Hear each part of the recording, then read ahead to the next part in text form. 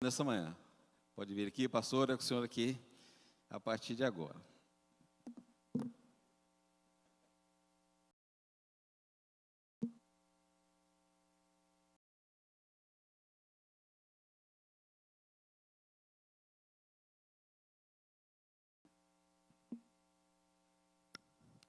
Meus irmãos, a paz do Senhor.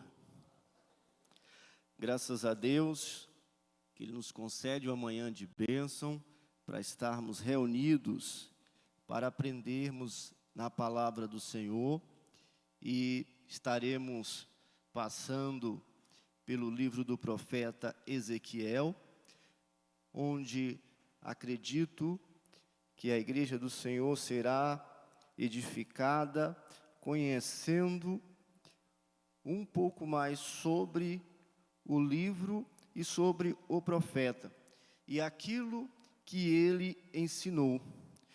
Quero tributar a Deus uma palavra de gratidão pela vida do nosso superintendente, pastor Itamar, também pelo irmão Alberto, pastor Alberto, que estão juntos na nossa EBD e nos confiaram a oportunidade para estar aqui.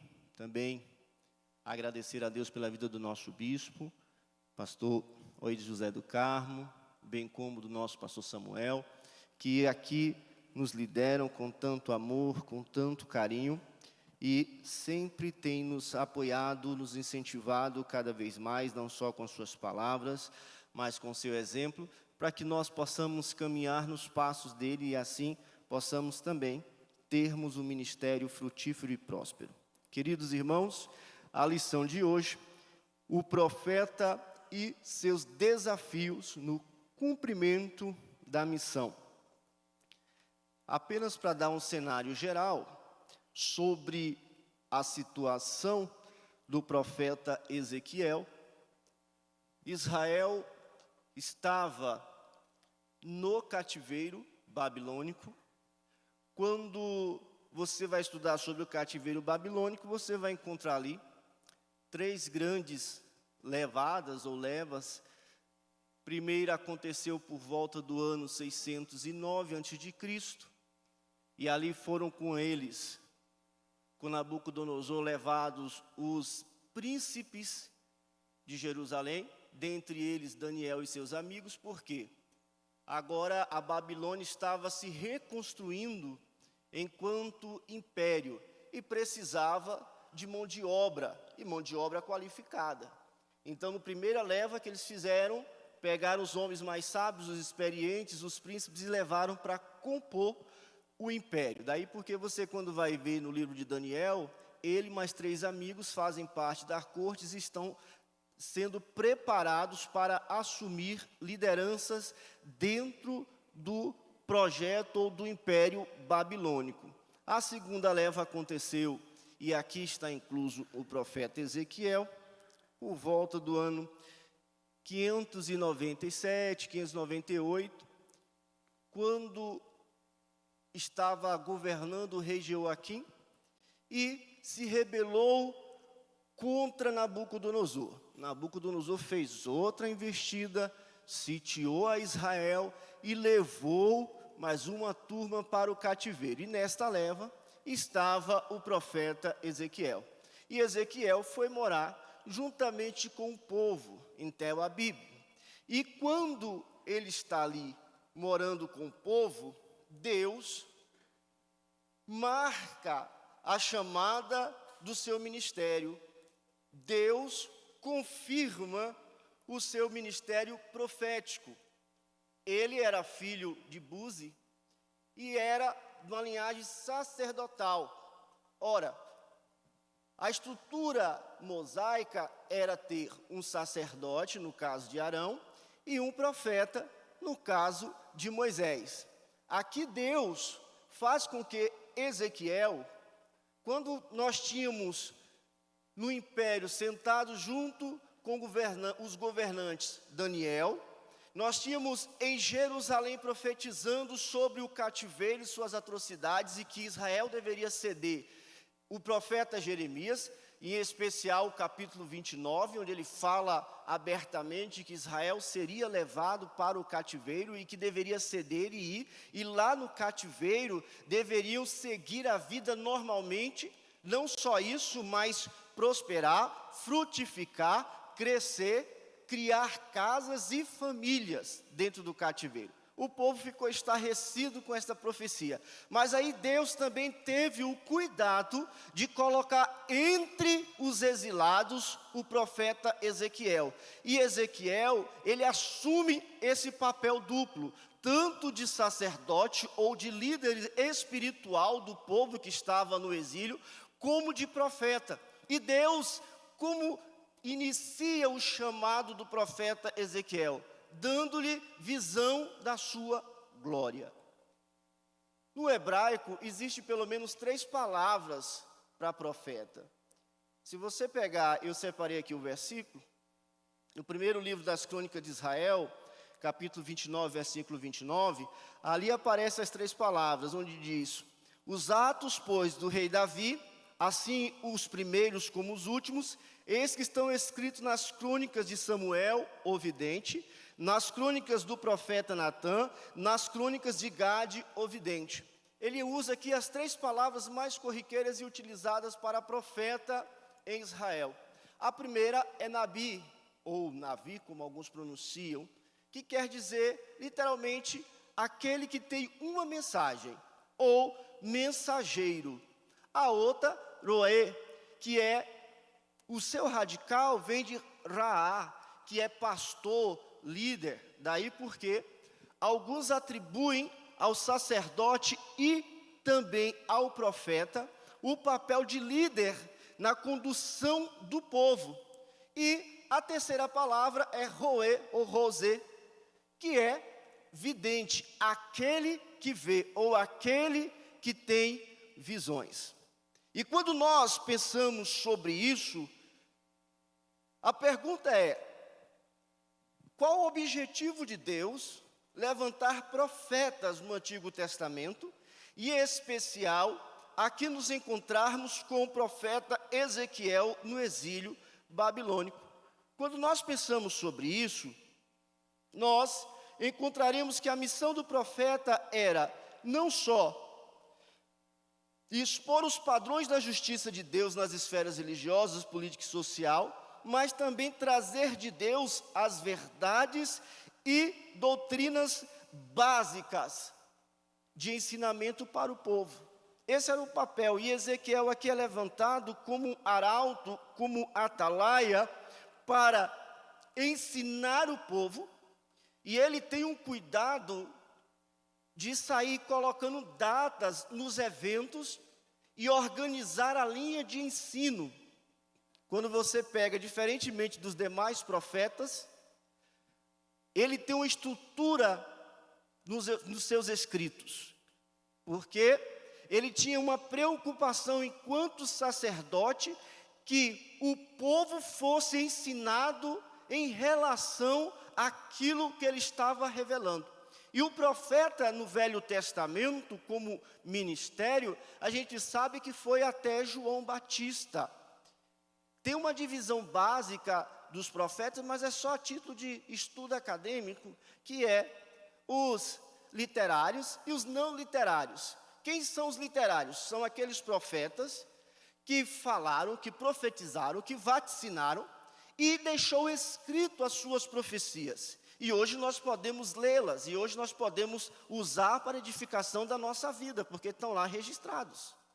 Nós temos 16 deles, que é aceito sem discussão, e aí tem uma subdivisão que são os 4 maiores, Daniel, Jeremias, Ezequiel e Isaías, e os 12 menores. Mas eles são maiores em virtude da quantidade ou dos livros que escreveram, e não do tamanho dele em relação à profecia ou em relação a Deus, mas a quantidade da sua obra, do tamanho da sua obra. E aí nós temos mais 2 que acrescentados, que é Moisés, ele era um profeta, e o maior dentre eles, porque ele disse a respeito de Jesus, que Deus levantaria um profeta semelhante a ele. Olha o que Moisés disse ao povo de Israel, que Deus levantaria um profeta semelhante a ele. Então, o único profeta que teve coragem de falar isso foi Moisés. E o segundo profeta também, que chamamos de profeta literário, é João o Evangelista, dado o livro de Apocalipse. E aí nós temos os não literários, que são aqueles que profetizaram, foram usados, contudo não deixou o material escrito conhecido. Tá? E aí nós temos vários profetas na Bíblia que profetizaram por um tempo, que tornaram a palavra do Senhor conhecida, contudo não deixou nenhum material escrito. Quais são as funções do profeta? Estou dando esta palavra introdutória, irmão, só para nós termos uma linha de raciocínio para trabalharmos nesta manhã, tá bom? As funções dos profetas, eles tinham, primeiro, receber os oráculos do Senhor. Segundo, tinham o ofício didático acerca do pecado, da retidão, como também as atividades de pastoreio, consolação, aviso de juízo, chamada ao arrependimento. O terceiro, trabalho de atalaia. Eu gosto dessa palavra em grego quer dizer gregório, que é vigilante, ficar atento, né? Atalaia eram os vigias que ficavam no pontos estratégicos em cima do muro, atento às coisas que estavam acontecendo, aos movimentos, para que ele pudesse, tendo conhecimento, anunciar às pessoas e assim eles se prepararem. E depois nós temos o profeta, não era apenas sacerdote, no sentido da palavra. No caso de Samuel, mostra que ele era tanto profeta quanto sacerdote. E nós temos também uma das funções, o trabalho de conselheiro de reis e outros oficiais. Você vai observar, por exemplo, o profeta Isaías, né, que ele tinha, aí chegam alguns historiadores a dizer que ele era primo de Uzias e tinha essa ligação. Aí nós temos ainda os profetas, eles tinham essa visão a respeito de Moisés enquanto profeta e Arão enquanto sacerdote. Agora nós temos esse padrão seguindo por vários anos dentro do povo de Israel. Quando pensamos na atividade profética, aí eu destaquei aqui 3 pontos, não é? A profecia como ministério permanente, isso aqui é um estudo, essa parte do estudo específico é do pastor saudoso Antônio Gilberto, onde ele fala sobre os aspectos da profecia. Ele diz que nós temos a profecia como ministério permanente, recebido de Deus no Antigo Testamento. Nós temos a identificação no Novo Testamento, a profecia como um dom ministerial na igreja. E, por fim, nós temos a profecia como um dom espiritual. Mais na frente a gente vai falar um pouco disso, tá bom? E aí os tipos de profecia que nós vamos encontrar são as profecias proclamativas e as preditivas. As proclamativas são aquela onde acontece a pregação, a exposição. A preditiva é aquela com conhecimento ou revelação sobre algo, e isso é importante para a igreja do Senhor. Isso é aplicado aqui na vida do profeta Ezequiel, quando ele tem a visão da glória do Senhor, e Deus fala com ele a respeito das coisas que haveriam de acontecer, porque até então, Ezequiel profetizou, dentro do cativeiro, que Jerusalém seria destruída, e isso aconteceria 7 anos depois, a destruição de Jerusalém. Por quê? Nabucodonosor, depois que levou Joaquim para a Babilônia, deixou um rei vassalo, e esse se rebelou contra o rei, fazendo motim. A Babilônia voltou com força e destruiu o templo, destruiu a cidade, levou embora todos os homens e mulheres, deixando apenas, aí o texto bíblico vai dizer que ele deixou apenas os pobres, e os que sobraram na cidade fugiram para o Egito. E Ezequiel vai falar sobre isso. Imagine você, um profeta no meio do cativeiro, dizendo para as pessoas: Deus irá destruir Jerusalém. E por que Deus irá destruir Jerusalém? Porque vocês esqueceram de Deus. O capítulo 29 do profeta Jeremias é justamente esse o clamor de Deus.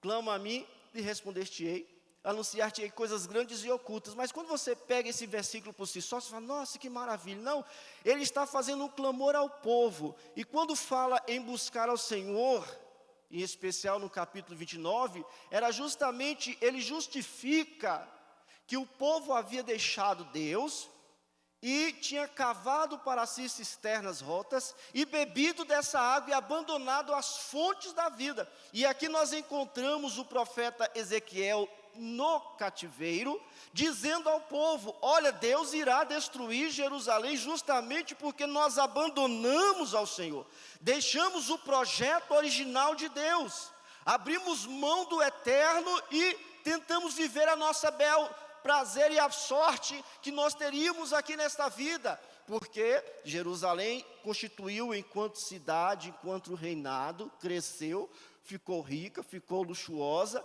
e aí esqueceu do Senhor. Mas aí nós precisamos entender, puxa vida, se aconteceu isso, quais são, então, os desafios proféticos de Ezequiel? Vamos lá, na nossa revista, ele traz esse ponto, um profeta no exílio, e ele estava junto do povo, sofrendo com o povo, e no primeiro tópico da lição, 1.1 traz, Ezequiel ficou atônito por 7 dias. Ora, meus irmãos, imagine vocês, um homem e uma mulher que é chamado para ser profeta de Deus, Deus descortina um plano que executará há pouco tempo. Você fazendo parte desse plano e tendo que ser o porta-voz disso. Uma coisa, irmãos, é dar uma boa notícia. Eu admiro os médicos, porque no principal momento da vida humana, eles estão ali lutando, tanto para trazê-la, quando é no caso de um parto, mas no momento mais difícil, que é a partida, é ele que vai lá dar a notícia de morte. Eu acredito que se perguntar a qualquer profissional da saúde, qual a melhor mensagem? É dizer que nasceu uma criança ou dizer que morreu alguém? Não é? Por quê? A notícia é ruim. E Ezequiel tinha esse papel, só que ele era ao mesmo tempo o líder religioso daquele povo, como o profeta de Deus para trazer essa mensagem, para dizer, Deus irá destruir Jerusalém. E nós ficaremos por muito tempo. Por que a profecia de Ezequiel era no sentido de permanecer no cativeiro? Porque tinha algumas pessoas que acreditavam que seria passageira aquela tribulação, aquela perseguição. Por isso que o profeta Jeremias falou que seria 70 anos. E Daniel lá na frente, ele vai entender que tinha passado 70 anos e começou a interceder a Deus para mudar a sorte. Mas alguns ali não criam que seria tão duradoura o cativeiro e acreditava que passaria rápido. E Ezequiel é levantado para dizer, não, senhores, Deus me deu uma visão e deu uma palavra, que o cativeiro vai permanecer. É por isso que, todas as vezes que eu leio essa parte, que Ezequiel ficou atônito, eu imagino o bispo Aídes, o peso da responsabilidade do ministério. Eu acho isso aqui tão sério. Alguém recebe uma mensagem de Deus e você pensa assim, Deus me entregou isto e eu estou incumbido de revelar uma coisa tão séria como essa. Ele ficou atônito, ficou 7 dias. A Bíblia diz que ele ficou triste. Ficou 7 dias pasmado, usar uma expressão nossa, né? Com a mão no queixo, pensando, e agora? E eu penso que o peso da responsabilidade do ministério veio à tona. Eu gosto do livro de Spurgeon, essa semana eu li para estar também utilizando aqui, quando é o segundo livro dele, sobre os ensinos que ele dava aos alunos, e ele falava sobre a respeito do chamado. Ele disse que na escola dele, quando ele estava selecionando, muitos homens chegavam para fazer parte daquela escola e queriam, porque queria que ele aprovasse. Ele dizia, não, você não tem chamada para esse ministério, você está vindo aqui por causa da fama da escola, você está vindo aqui para que possa estar na frente ministrando, você está vindo aqui pelas benesses do ministério, mas você não sabe a responsabilidade. Ele chega até a dizer que quando esses homens saíam, a igreja se alegrava, porque eles estavam na igreja não por causa da chamada dele, mas por causa das benesses, dos benefícios da sua chamada, e não da responsabilidade do seu chamado. E eu, quando vejo essa passagem do profeta Ezequiel, que ele ficou atônito, eu imagino o peso da responsabilidade de ser o porta-voz de Deus. Irmãos, todas as vezes que eu subo ao púlpito para ministrar, eu sempre penso nessa palavra: Senhor, é a tua palavra que vai ser ministrada. Senhor, é a tua igreja que vai ouvir a tua palavra. Porque profetizar coisas boas é fácil, mas profetizar coisas ruins não é fácil. Mas mais do que profetizar, é saber que você está manejando a palavra de Deus. E Paulo, quando ele fala a respeito do obreiro, ele diz que maneja bem a palavra do Senhor. Lembro-me de uma ilustração contada pelo saudoso pastor Antônio Gilberto. Ele disse que aquele texto em específico era como alguém que estava fazendo uma cirurgia, e no caso aqui a circuncisão, e teria que fazer o corte no lugar certo, com o maior cuidado, para não prejudicar o paciente, mas tendo consciência daquilo que estava fazendo e a habilidade certa para fazê-lo. E todas as vezes que assumimos a posição de porta-voz de Deus, precisamos pensar na responsabilidade daquilo que estamos falando. Ninguém pode ser embaixador ou representante do país sem que tenha sido chamado. Eu não posso, por exemplo, eu, enquanto brasileiro, chegar nos Estados Unidos e dizer: eu sou embaixador do Brasil, eu falo em nome do Brasil, se não ser nomeado. E quando Paulo fala a respeito dos dispenseiros que são chamados por Deus, é justamente ter a legitimidade de ser representante de Deus. E não só ter essa legitimidade, mas saber o peso dessa representação, de quem nós estamos representando, sobre quem nós estamos falando, e a palavra de quem nós estamos ensinando. Mas caminhemos um pouco mais. Daí porque, irmãos, fica atônito mesmo. Vivendo com os cativos, e aqui eu quero só juntar esses dois tópicos. Esteve no meio deles um profeta. Por quê? Eu separei aqui um ponto para falar sobre isso. Olhando para, Paulo diz aos Romanos, em especial capítulo 1, verso 1, ele diz assim: Paulo, servo de Jesus Cristo, chamado para apóstolo, separado para o Evangelho. Nessa divisão textual, Paulo fala servo de Jesus, chamado para apóstolo e separado para o Evangelho. A palavra servo aqui é dolo, né? Embora em português use servo, por causa do eufemismo, mas seria escravo mesmo, que servo está ligado a serviço, a diaconia, mas aqui ele usa o termo dolo, escravo de Jesus. Por quê? Diferentemente do servo, o escravo não tinha vontade própria e muitas vezes não se recebiam. Ele se tornava escravo por alguma situação e não era remunerado muitas vezes por isso. E Paulo diz: eu sou servo de Jesus Cristo. Ele estava dizendo: eu tenho convicção quem é o meu Senhor. E quando nós pensamos em profeta, nós não podemos perder de referência quem é o nosso Senhor. Eu sou usado por Deus ou Deus é usado por mim? Eu falo aquilo que Deus quer ou eu falo em nome de Deus aquilo que eu quero? Paulo tinha convicção do seu chamado. Paulo tinha convicção do senhorio de Cristo. Ezequiel, da mesma forma. É por isso que ele usava a expressão, assim diz o Senhor.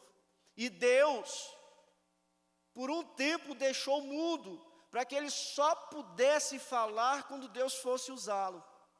Ele abria a boca e profetizava. Ele não falava de si mesmo, ele não falava da sua própria vontade, mas ele falava sendo porta-voz de Deus.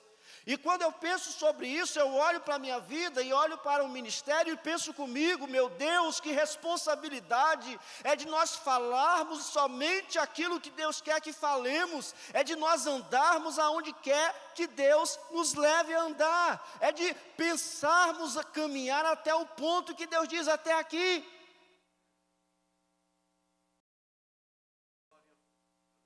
Eu quero ser profeta de Deus. Você quer ser profeta de Deus, mas entenda quem é o Senhor da sua vida. Quem é que comanda a sua vida. Porque muitas vezes nos enganamos enquanto profeta. Eu sou profeta de Deus, mas eu acho que eu posso andar em qualquer direção. Imagine se tivesse acontecido contigo o que aconteceu com o profeta Ezequiel aqui. Onde ele ficou sem falar e só abria a boca para profetizar. Irmãos, e lá em Minaçu, pastoreei um tempo e fui vice-pastor.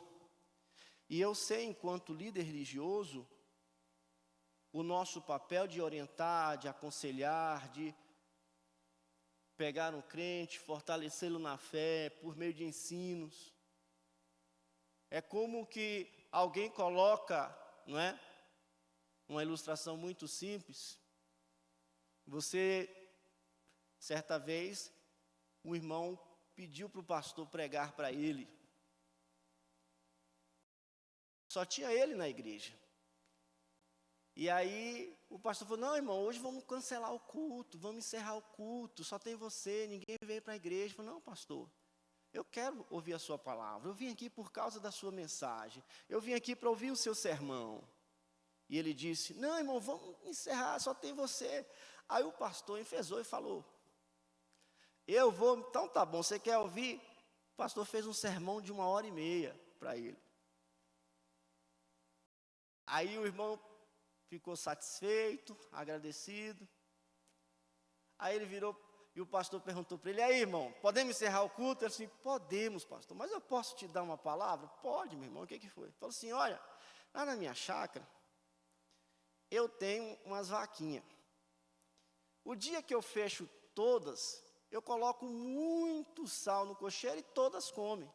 Mas o dia que é só uma, eu não ponho o sal todo da reserva para ela, eu dou só um pouquinho de sal. Eu não pego e derramo todo o sal não, né?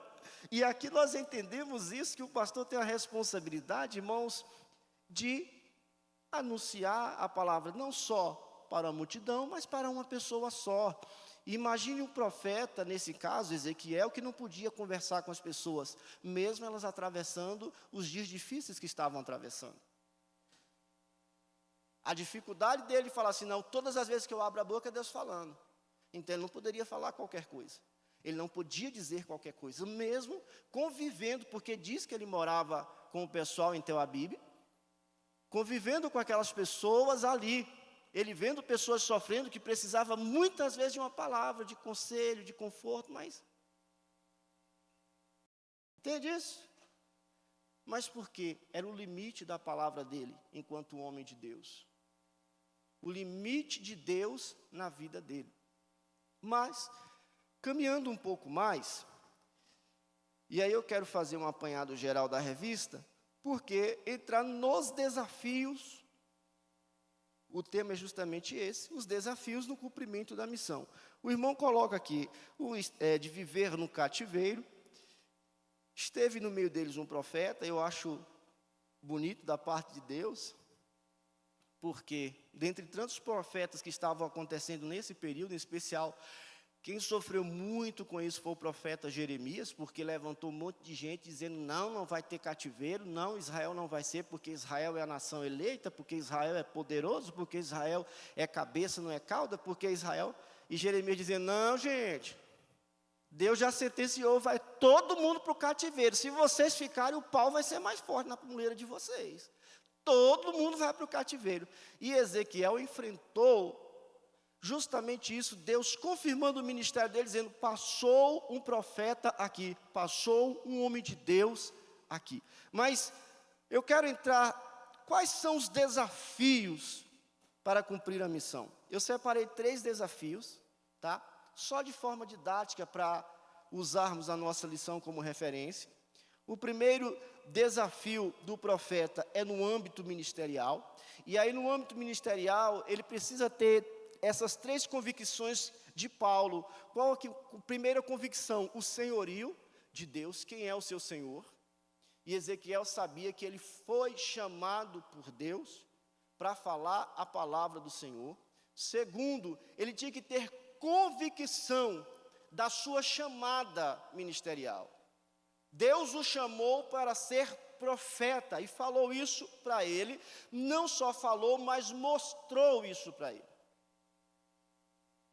E dentre os profetas, irmãos, Ezequiel foi um dos que mais sofreu para viver a palavra de Deus, literalmente viver, porque as coisas aconteciam com ele, e Deus usava isto como ilustração e aplicava. Quer ver? Deus mandou ele dormir com um tijolo 390 dias, depois mais 40 dias, depois ele virava e dormia de novo. Imagine você amarrado com tijolo na cintura, só para dizer, Israel, vocês foram pesados a mim. Deus permitiu que a esposa dele morresse. Aí é lá no capítulo 24. E de forma rápida, abrupta. E fala para ele, você não vai chorar. Você não vai viver o luto. Sabe o impacto psicológico que dá na pessoa quando ela não vive o luto, irmãos?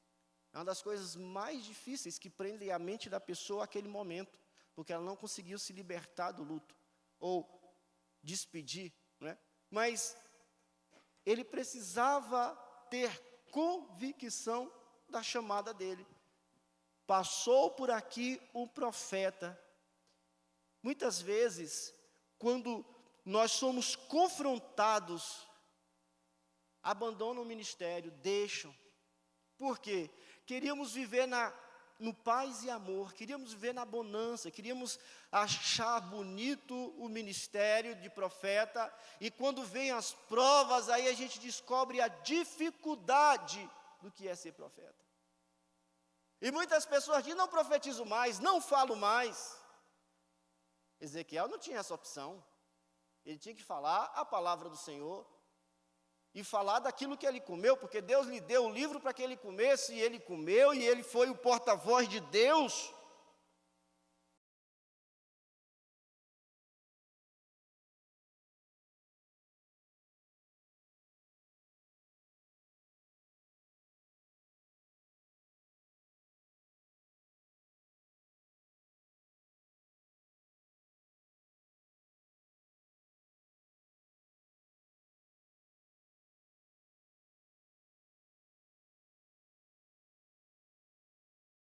Qual é a proposta do seu chamado?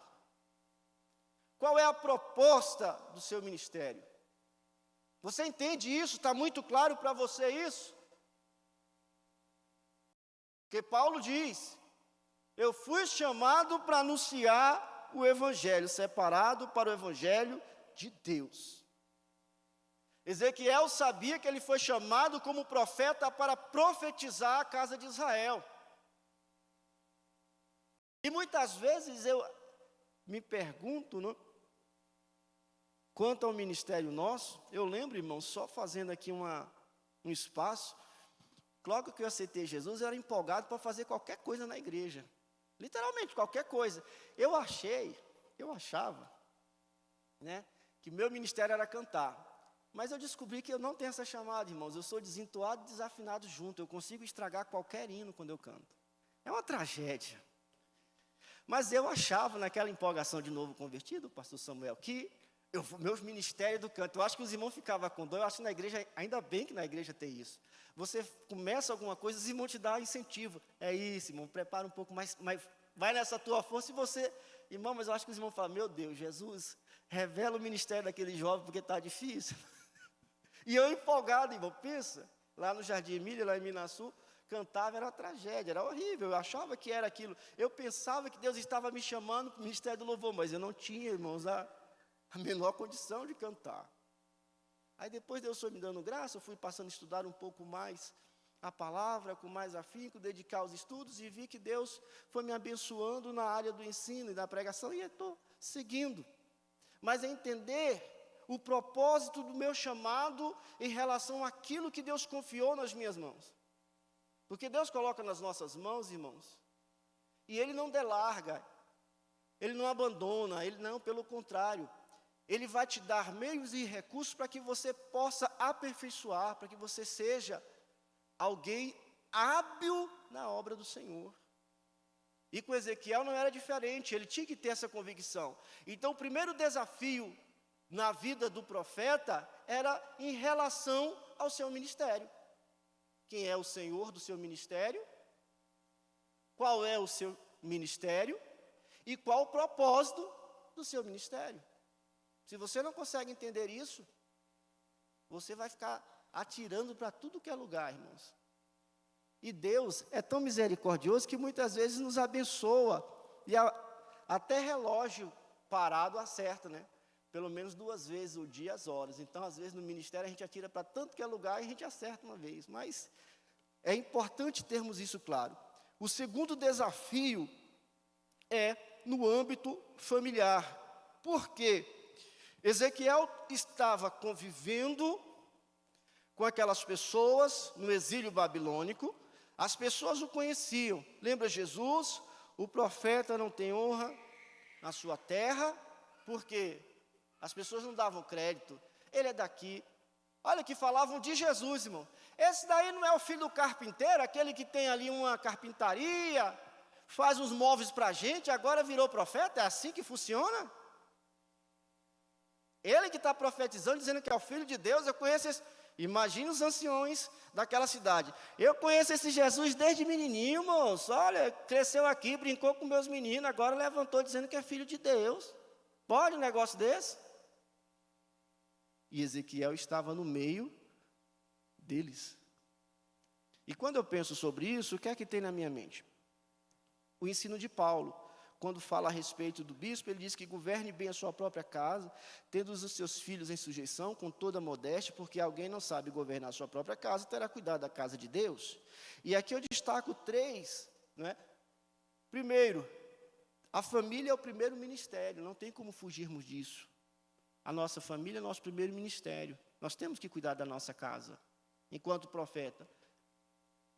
É bem verdade que não tenho tanto tempo e ano de experiência, mas Deus já me deu a oportunidade de observar algumas situações, pessoas que muitas vezes foram do meu convívio, que saíam, Deus me chamou para o ministério e abandonava tudo, abandonava a família, descuidava, e depois os filhos cresciam, desviavam, saíam da igreja, perdiam para o mundo, e perguntava a Deus, aonde foi que eu errei? Uai, onde foi que você errou? Nosso primeiro ministério é a nossa família. Segundo, o desafio familiar nós temos. Precisamos cultivar a espiritualidade da família. Quando você pega o patriarca Jó, a Bíblia diz que ele acordava de madrugada, intercedia pelos seus filhos, orava, pedia perdão, até mesmo por algum pecado que eles tivessem cometido. Ele tinha uma preocupação de levantar um altar na casa dele. E Ezequiel, enquanto sacerdote, a casa dele tinha que ser exemplo. A casa dele tinha que estar com o altar de Deus pegando fogo. E quando nós pensamos no desafio do profeta, a nossa família tem que ser um lugar onde arde a fogueira do Espírito Santo de Deus, onde as labaredas de Deus fluem É você reunir com a sua família na sua casa e Deus manifestar o Espírito Santo. Do mesmo jeito que acontece na igreja, porque a igreja, na verdade, irmãos, o que é? É uma composição de famílias. Quando nós viemos para o culto, nós já estamos trazendo fogo de casa, porque a adoração começou lá. Aí você chega aqui, junta um irmão com outro irmão, uma brasa com outra brasa, se torna um fogaréu, e isso Deus se alegra, porque as nossas vidas são avivadas. E esse avivamento eu trouxe de casa e foi fortalecido aqui na igreja. E eu, enquanto profeta do Senhor, e você, enquanto profeta do Senhor, precisa entender que o avivamento começa na sua casa, porque você tem que ter um altar de adoração em casa. E isso é muito importante. Essa pandemia, se tem algo positivo que podemos falar dela, é que as pessoas ficaram em casa. E se ficarem em casa, puderam ter tempo para praticar o culto doméstico, o culto familiar, as campanhas em casa. Não sei se todos conseguiram, é bem verdade. Mas não podem reclamar depois que não tiveram tempo de ficar em casa e fazer um trabalho diferente em casa. Outro ponto sobre, no âmbito familiar, o desafio. Nós precisamos construir a arca da salvação. Cristo, a arca da salvação familiar. Olha que interessante. Deus fala para Ezequiel que ele profetizaria e as pessoas não ouviriam. Que o povo era de dura cerviz, ouvido duro e boca dura. Ia confrontar, ia falar mal dele.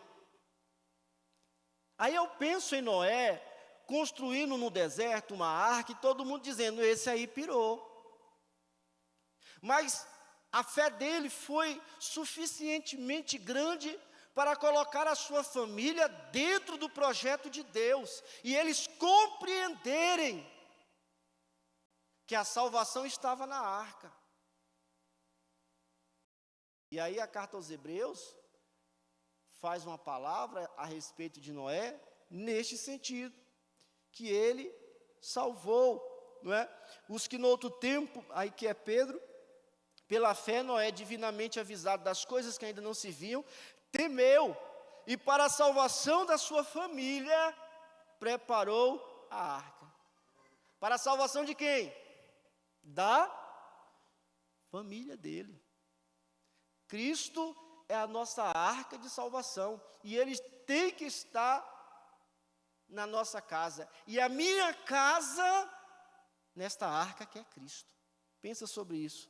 Um outro desafio para cumprimento do ministério profético, eu coloquei aqui no âmbito pessoal. Por quê?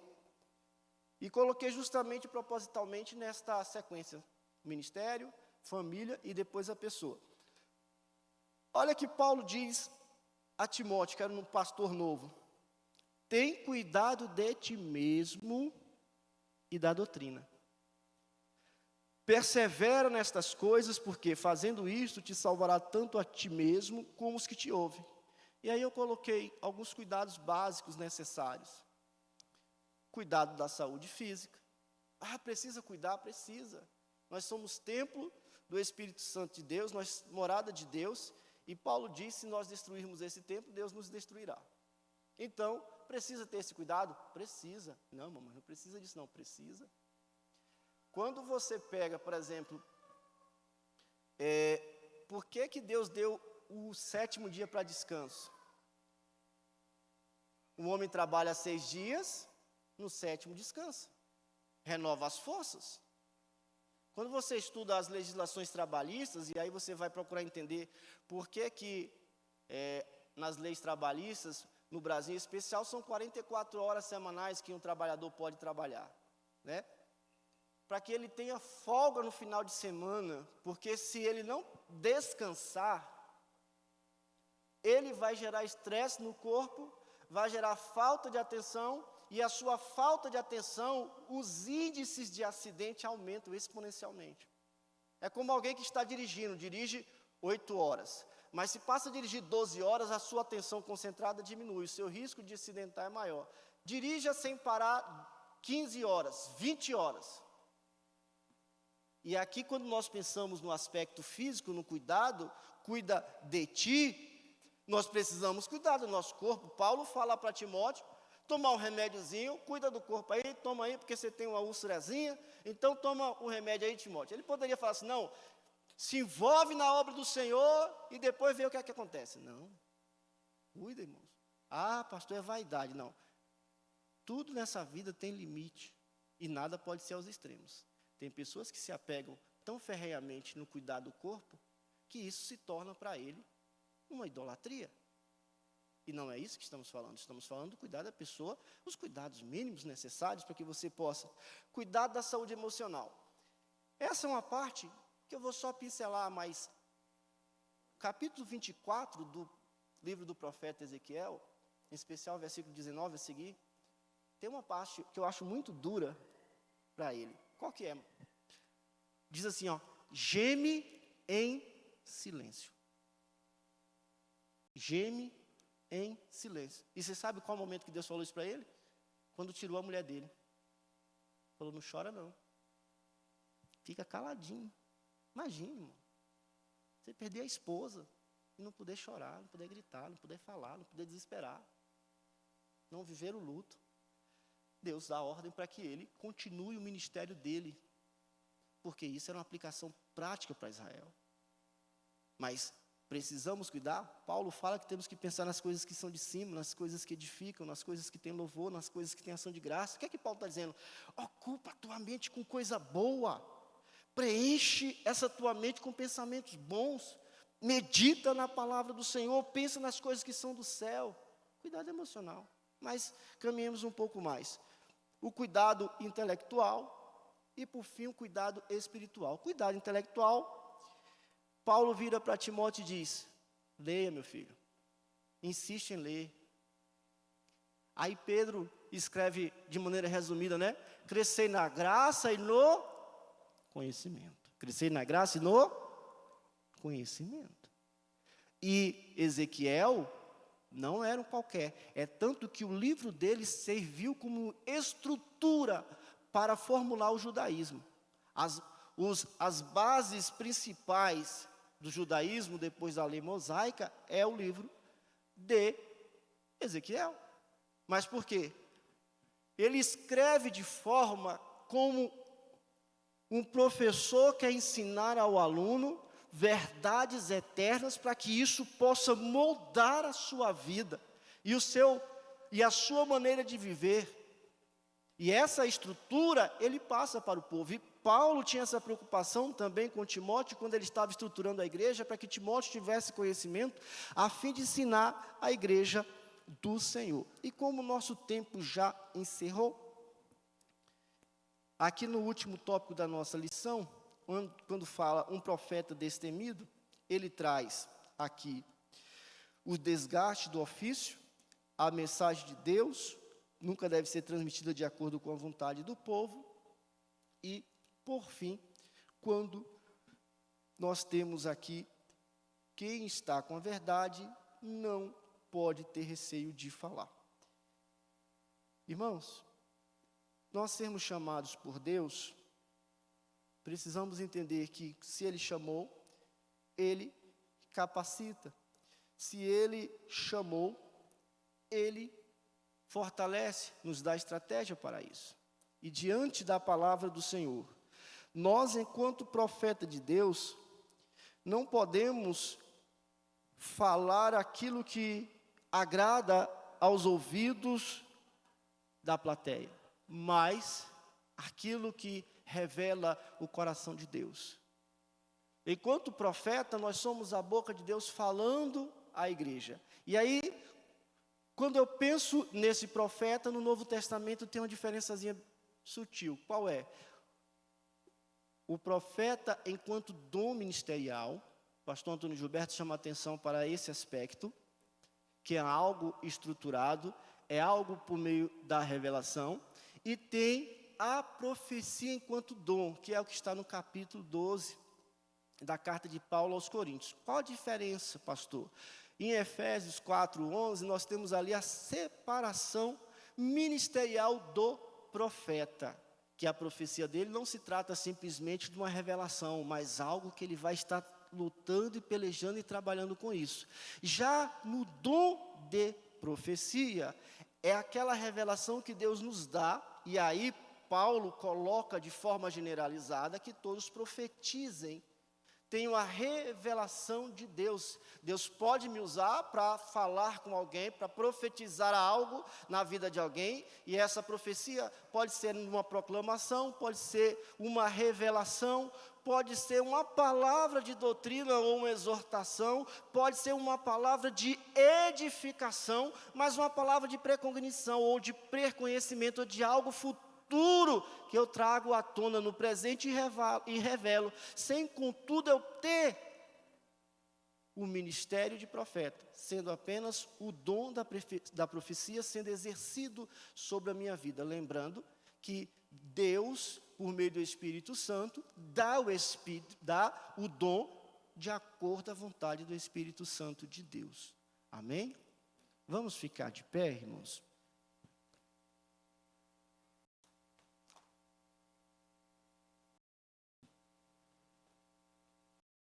Eu queria só ler